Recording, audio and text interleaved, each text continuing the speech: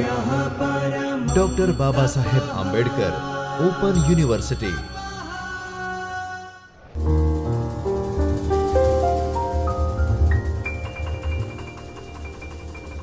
વિદ્યાર્થી મિત્રો નમસ્કાર। ડૉક્ટર બાબા સાહેબ આંબેડકર ઓપન યુનિવર્સિટીના ચૈતન્ય સ્ટુડિયોમાંથી હું છું આપનો દોસ્ત ડૉક્ટર રજની પરમાર। મુખ્ય વિષય ગુજરાતી સાથે MA કરી રહેલા વિદ્યાર્થીઓને MGT 102 ગુજરાતી ભાષા પરિચય અને અભ્યાસ એવો એક અભ્યાસક્રમ આવેલો છે। તે અભ્યાસક્રમ અંતર્ગત ઘણા બધા video BAU Gujarat YouTube channel પર મૂકવામાં આવ્યા છે અને આજે એમાં એક આ વધુ વિડીયો મૂકવા જઈ રહ્યા છીએ, જેમાં આજે આપણે નોંધ લેવાના છીએ કે વિદેશી જે વિદ્વાનો આવી અને એમણે ગુજરાતી વ્યાકરણની જે ચર્ચાઓ કરી છે, જે પુસ્તકો આપ્યા છે, તે આપણે જોવા છે। આ સાથે ગુજરાતના પણ કેટલાક વૈયાકરણીઓએ ગુજરાતી વ્યાકરણની નોંધ લીધી છે। જે આખો મુદ્દો છે એ છે પ્રારંભિક ગુજરાતી વ્યાકરણ લેખન। ગુજરાતી ભાષા આપણે સૌ જાણીએ છીએ, એ ગુજરાતી ભાષાના વ્યાકરણ લેખનની શરૂઆત ક્યારથી થઈ એને સમજાવવા માટે આપણી પાસે બ્લોક 3 છે, એટલે કે ગુજરાતી ભાષા પરિચય અને અભ્યાસ સિલેબસની આખી કૃતિ છે, અલગ અલગ વિભાગમાં વહેંચાયેલી છે। અહીં બ્લોક 3 એટલે કે ભાગ 3 છે, એમાં 1 થી 5 યુનિટ આવેલા છે। આજે આપણે બ્લોક 3ના યુનિટ 1ની ચર્ચા કરવા જઈ રહ્યા છીએ। તો તમને પ્રશ્ન થશે કે બ્લોક 1 અને 2ના વિડીયો, તો એ વિડીયો પહેલેથી જ આ યુટ્યુબ ચેનલ પર મૂકેલા છે, તમારે એ વિડીયો શોધવા ના પડે એટલે આ વિડીયોના ડિસ્ક્રિપ્શનમાં તેની લિંકને ક્રમબદ્ધ મૂકવામાં આવી છે। તો તમે એ લિંકને પણ એકવાર ચેક કરશો, એ વિડીયો પહેલાં જોઈ લેશો અને સાથે એ વિડીયોના અનુસંધાનમાં આપણો આજનો લેક્ચર આપણે જોડી રહ્યા છીએ। તો ચાલો હવે આપણે ચર્ચા કરવા જઈ રહ્યા છીએ આજના આપણા યુનિટ 1ની। તો વિદ્યાર્થી મિત્રો, યુનિટ 1 એમાં પ્રારંભકાલીન ગુજરાતી વ્યાકરણ।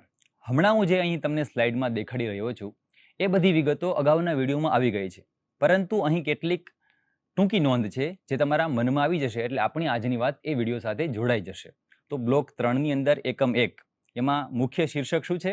પ્રારંભકાલીન વ્યાકરણ। શરૂઆતમાં વ્યાકરણ કેવા રચાયા, કોણે રચ્યા, એનો અભ્યાસ અહીં કરવાનો છે। તો તમે જેવું તમારા અભ્યાસક્રમનું પુસ્તક જુઓ એટલે ત્યાં આવા બધા ટોપિક હશે કે પ્રસ્તાવના, પછી વ્યાકરણની પાયાની સમજ, પછી વ્યાકરણ લેખનની આવશ્યકતા, પછી એના પછી જોઈએ તો પ્રારંભિક વ્યાકરણ લેખન। આ બધા મુદ્દા છે એ તમારા સિલેબસના મુખ્ય વિભાગમાં તમને જોવા મળશે। હવે આપણને પ્રશ્ન થશે કે આ બધું શું છે એમ? તો પ્રસ્તાવનામાં તમને એ સમજ આપી છે કે આ ગુજરાતી વ્યાકરણ લેખનની આમ શરૂઆતને ક્યાંથી આપણે જોવી? તો જો ગુજરાતી ભાષાની શરૂઆત તો આપણે 15મી સદીથી માનીએ કે 15મી સદીથી શુદ્ધ ગુજરાતી લેખન છે એનું મોટે ભાગે આપણને નરસિંહ મહેતાના કવનની અંદર દર્શન થાય છે।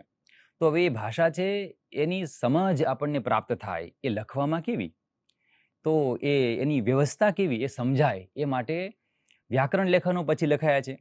જો પ્રસ્તાવના તમે વાંચશો એટલે તમને સીધું સમજાશે કે પ્રારંભિક રીતે આપણે ત્યાં હેમચંદ્રાચાર્ય થઈ ગયા, એમણે સિદ્ધ હેમ શબ્દાનુશાસન નામનો ગ્રંથ આપ્યો। તો એમણે એમના સંસ્કૃત અને પ્રાકૃત ભાષાઓનું વ્યાકરણ આપ્યું છે, એ કંઈ ગુજરાતી ભાષા નથી। અને આમ તો હેમચંદ્રાચાર્યના સમયમાં એવું કંઈ ગુજરાતી નહોતું બોલાતું જેવું અત્યારે આપણે બોલી રહ્યા છીએ। તો એમણે જે વ્યાકરણ આપ્યું એના 8મા અધ્યાયમાં એમણે ગુર્જર ભાષા છે, ખાસ કરીને ગુર્જર અપભ્રંશ ભાષા, એમની એમણે નોંધ લીધી છે।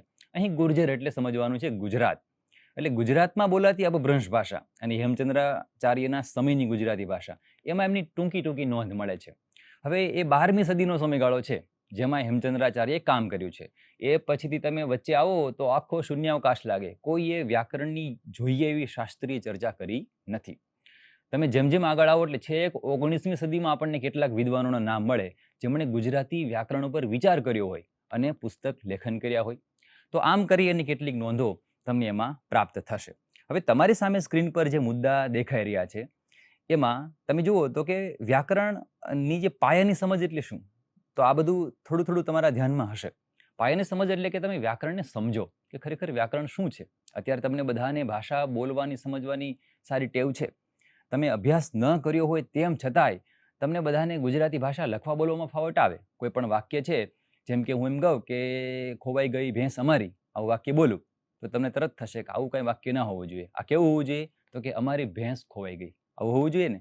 હવે આવું હોવું જોઈએ પણ કેમ હોવું જોઈએ એના પર વિચાર કરશો તો તરત જવાબ મળતા નથી. આ જે જવાબ આપે એને વ્યાકરણ કહેવાય. એ સમજની આપણે જરૂરી છે. પછીનો મુદ્દો છે કે વ્યાકરણ લેખનની આવશ્યકતા. શા માટે જરૂરી છે વ્યાકરણ? અમને તો જો ભાષા શીખવી હોય તો વ્યાકરણને સમજવું પડે. જેમ કે તમારે અંગ્રેજી ભાષા શીખવી છે તો તમારે અંગ્રેજી વ્યાકરણ ઉપર અભ્યાસ કરવો પડે. તો તમને થાય કે મારે તો ગુજરાતી ભાષા આવડે છે, મારે શા માટે ગુજરાતી વ્યાકરણનો અભ્યાસ કરવાનો? એટલા માટે કે જે આવડે છે એમાં શું આવડે છે એની સમજ મળે આપણને. જેમ કે તમે કોઈ ફેરૈયાને બોલતા સાંભળ્યા હોય કે માત્ર 5, કોઈ એમ કે ફક્ત 10 આવું બોલતા હોય છે. ત્યારે તમે વિચારો એમણે માત્ર ને ફક્ત શબ્દનો પ્રયોગ કર્યો. હવે તમે એના ઉપર વિચાર કરશો તો ખ્યાલ આવશે કે માત્ર અને ફક્ત છે એના માટે સહજ શબ્દ થઈ ગયા છે.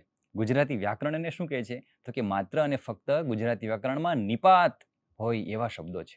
હવે જો આ વ્યાકરણ એને જાણે તો એને કેવી ખબર પડે કે લે હું તો નિપાતમાં બોલું છું, એને એવો આનંદ થશે. વાસ્તવમાં તમે જે બોલો છો એની લેખન વ્યવસ્થા કેવી છે, એની ઉચ્ચારણ વ્યવસ્થા કેવી છે, એની આખી રચના કેવી છે, માળખું કેવું છે, એની તમને સમજ મળે. એટલા માટે વ્યાકરણ લેખનની આવશ્યકતા છે. આવશ્યકતા છે એટલે કે એને સમજવાની પણ આપણે આવશ્યકતા છે. તો આપણને પ્રશ્ન થાય કે પ્રારંભિક વ્યાકરણ લેખન છે એ કેવા થયા હશે? એટલે હવે આપણે એના તરફ આગળ વધીએ. તો જુઓ, તમારી સામે એક મુદ્દો છે કે ગુજરાતી વ્યાકરણ આપનાર વિદેશી વિદ્વાનો. આ વિડીયો પણ તમારી પાસે હશે જ, આ યુટ્યુબમાં અપલોડ થયો છે, તમે જોજો. એટલે હું એક માત્ર તમને સામાન્ય યાદી આપું તો સૌથી પહેલાં રોબર્ટ ડ્રમન્ડ, એમને illustration of grammatical parts of Gujarati Maharashtra English language આવું એક પુસ્તક આપ્યું, અંગ્રેજીમાં છે. હવે તમે જોજો આ નામ છે વિદેશી વિદ્વાન, આપણું ટાઇટલ જુઓ, ગુજરાતી વ્યાકરણ આપનાર કેવા વિદ્વાનો છે? વિદેશી. પ્રશ્ન થશે કે એ લોકોને શું લેવા દેવા આપણી ગુજરાતી ભાષા સાથે? હમણાં આપણે ચર્ચા કરીએ. તો આ જે પુસ્તક છે એમાં એમણે ગુજરાતી, પછી મરાઠી અને અંગ્રેજી ભાષા છે ને એના ઉદાહરણો સાથે, વ્યાકરણના ઉદાહરણો સાથે ચર્ચા કરી છે કે ભાષા કેવી છે. પછી એક વિલિયમ ફોબ્સનું પુસ્તક છે a grammar of the Gujarati with edition by Rustomji Sorabji. હવે આ છે એમણે છેલ્લું જે નામ છે એમણે સંપાદિત કર્યું છે આ પુસ્તક. આ છે એ હવે અહીં ગુજરાતી શબ્દ છે તો ઉપર ગુજરાતી શબ્દની જોડણી અલગ છે, એટલે કે સ્પેલિંગ અલગ છે, નીચે પણ અલગ છે. તો તે સમયે એમણે જે પુસ્તકનું નામ આપ્યું એ તમારી સામે અહીં પ્રદર્શિત થઈ રહ્યું છે. કૌંસમાં લખ્યા છે પુસ્તકની રચનાના વર્ષનું નામ છે. હવે એક છે ક્લાર્કસન વિલિયમ, એમણે શું આપ્યું તો ગ્રામર ઓફ ગુજરાતી લેંગ્વેજ. 1847માં આ પુસ્તક આપણને મળે. તમે જોશો તો ખબર પડશે કે આ 19મી સદી છે. 19મી સદીમાં અંગ્રેજી વિદ્વાનો, પરપ્રાંતીય વિદ્વાનોએ આપણી ગુજરાતી ભાષા પર વિચાર કર્યો છે ને આનંદની વાત. તો આ જે પુસ્તકો હું જે બોલું છું એ તમારી સામે આ બધા રહેલા છે. રોબર્ટ ડ્રમન્ડ, પછી વિલિયમ ફોબ્સ અને ક્લાર્કસન વિલિયમ. હવે પછી આપણે આગળ જોઈએ તો બીજા કેટલાક પણ વિદ્વાનો છે, જેમ કે થિયોડોર સી હોપ, જેને આપણે ટી.સી. હોપ એવા નામથી પણ ઓળખીએ છીએ. એમણે ગુજરાતી ભાષાનું વ્યાકરણ આવું એક પુસ્તક આપ્યું. પછી એક છે ટેલર જોસેફ વાન સામરન, એમણે ગુજરાતી ભાષાનું વ્યાકરણ આવું એક પુસ્તક આપ્યું. એ પછી જુઓ તો John Beames, a comparative grammar of the modern Aryan language of Indian. તો જો અહીંયા એણે ભાષાનો તુલનાત્મક અભ્યાસ કર્યો અને સરસ મજાનું એક અંગ્રેજી પુસ્તક જોન બિમ્સ પાસેથી આપણને મળ્યું. પછી તમે જોશો તો ક્લેર ટિસ્ડાલ નામના એક વિદ્વાને a simplified grammar of the Gujarati language એવું એક પુસ્તક આપણને 1892માં આપ્યું. તો આ જે તમારી સામે બધા વિદ્વાનો છે એ બધા કેવા છે તો કે વિદેશી વિદ્વાનો છે. એમણે ગુજરાતી ભાષા પર ચર્ચા કરી. અહીં સુધીની ખ્યાલ છે ને તમારા મનમાં હશે જ, કેમ કે અગાઉના વિડીયો તમે જોયા હશે. હવે પછી આપણે જ્યારે આગળ વધવું છે ત્યારે તમારી સામે એક નવી સ્લાઇડ છે અને એમાં તમને એવું લખ્યું છે કે ગુજરાતી વ્યાકરણ આપનાર પરપ્રાંતીય વિદ્વાનો. એટલે હવે આ જે પરપ્રાંતીય વિદ્વાનો એટલે શું તો કે અહીંયા પ્રાંત અલગ છે, ગુજરાતના નથી અને પરપ્રાંતના છે. તો એમાં એક નામ લખ્યું છે ગંગાધર શાસ્ત્રી ફડકે. તો આ જે ગંગાધર શાસ્ત્રી છે એ ગુજરાતના નથી, એટલા માટે એને પરપ્રાંતિ કીધા છે. અને વિદ્વાનો એ અર્થમાં છે કે એમણે જે એક પુસ્તક આપ્યું છે ગુજરાતી ભાષાનું વ્યાકરણ. તો આ જે ગુજરાતી વ્યાકરણ એમને પુસ્તક આપ્યું એ એમણે ગુજરાતી ભાષા ઉપર, પણ એમની માતૃભાષા ગુજરાતી નથી, મહારાષ્ટ્રના છે એટલે મરાઠી માતૃભાષા છે, તેમ છતાં એમણે ગુજરાતી વ્યાકરણ વિશે વિચાર કર્યો અને અન્ય વિદ્વાનોની સહાય લીધી અને એમની સહાયથી આ પુસ્તકની રચના કરી. એટલે આખું ટાઇટલ છે ગુજરાતી વ્યાકરણ આપનાર પરપ્રાંતીય વિદ્વાનો. અહીં વિદ્વાન એક જ હોવા જોઈએ, પણ વિદ્વાનો એટલે પુસ્તક રચના કરનાર જે છે ગંગાધર શાસ્ત્રી, એમણે અન્ય વિદ્વાનોની સહાય લઈ અને આ પુસ્તક છે એમની રચના કરી છે. તો હવે પછી જે આપણે આગળ જઈએ અને એમના પુસ્તક ઉપર જરા ધ્યાન આપવું તો ગુજરાતી ભાષાનું વ્યાકરણ એ 1838માં એમણે આપેલું આ પુસ્તક અને આ પુસ્તકમાં એમણે 3 ભાગ આપ્યા છે. જેમ કે એક છે વર્ણ વિચાર, એક છે શબ્દ શુદ્ધિ અને એક છે વાક્ય યોજના. હવે આ 3 ભાગમાં એમણે ગુજરાતી ભાષા છે એની વ્યવસ્થિત રીતે સમજ મળે એવો એમણે પ્રયત્ન કર્યો છે. તમે જરા આવા વ્યાકરણ ગ્રંથો ઉપર વિચાર કરવા જતા હો ને ત્યારે તમારે થોડુંક મગજમાં ગોઠવવાનું કે ભાઈ કોઈ પણ ભાષા છે એનું સ્ટ્રક્ચર કેવું હોય, માળખું કેવું હોય. તો કોઈ પણ ભાષાની સૌથી પહેલી જે પાયાની રચના છે એનો વર્ણ હોય છે. વર્ણો ભેગા થાય એટલે અક્ષર બનાવે. આ વર્ણ અને અક્ષર છે એ બધી વાત છે ને એક સાથે થતી હોય છે, જેને તમે સ્વર અને વ્યંજન એવું બધું કહેતા હો એ બધું. એટલે એમણે પ્રકરણ 1માં વર્ણ વિચારની વાત કરી, એમાં સ્વર, સંધિ, સ્વર પછી વ્યંજન એ બધાની વાત કરી. સંધિવાળી વાત હવે પછીમાં આવે છે, પ્રકરણ 2માં આવે છે. તો વિભાગ 1 જ છે વર્ણ વિચાર.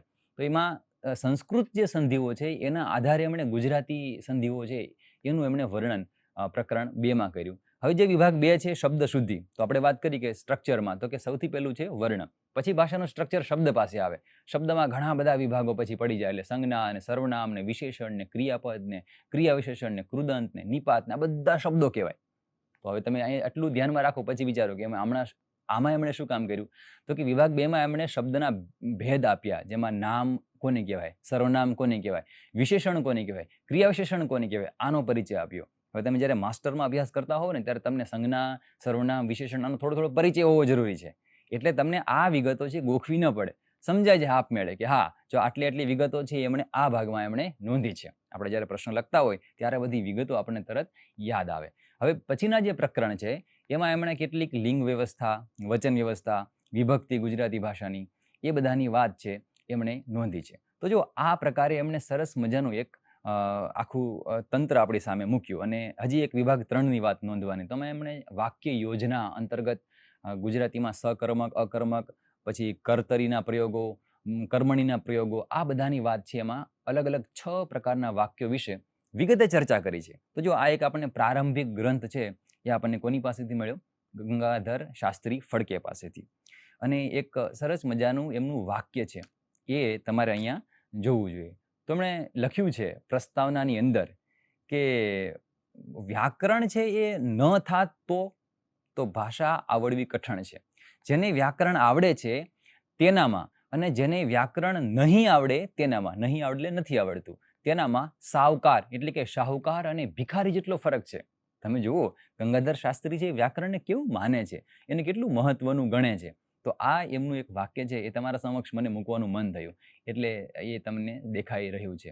એટલે હવે પછી તમે ખાલી એક વિચાર કરો કે આ વિડીયોમાં આપણે કેટલું શીખ્યા. પ્રારંભિક વ્યાકરણ લેખનમાં આપણે એક નામ લખ્યું, તો એમાં સૌથી પહેલાં તો આપણે હેમચંદ્રાચાર્યની ખાલી એક યાદી કરી, પણ એ ગુજરાતી વિદ્વાન નથી કે જેમણે ગુજરાતી વ્યાકરણ વિશે ચર્ચા કરી હોય.